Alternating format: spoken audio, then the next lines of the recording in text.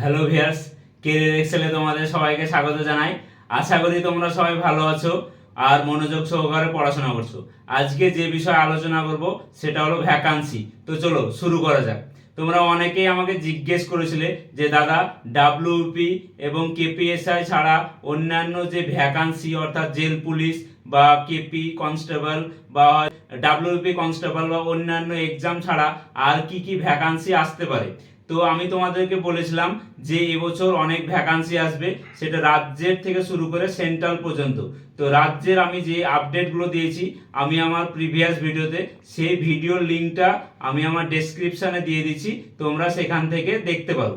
আর যেটা আমি আজকে কথা বলবো সেটা হলো রেলওয়ে ডিপার্টমেন্টে যে তোমাদের ভ্যাকান্সি খুব শীঘ্রই ছাড়বে। এটা আমার কথা নয়, এটা কর্মসংস্থান পেপারে আমি দেখলাম যে রেলওয়ে ডিপার্টমেন্টে 3.12,000 তোমার ভ্যাকান্সি ছাড়ার কথা।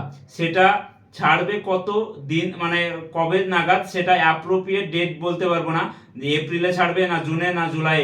তবে এইটুকু তোমাদেরকে মাস্ট বলে দিতে পারবো, বা অবশ্যই একদম লিখে নাও যে এই জিনিসটা আমি শিওর গ্যারেন্টি দিচ্ছি যে এই 3,12,000 এই ভ্যাকান্সিটা খুব শীঘ্রই আসবে।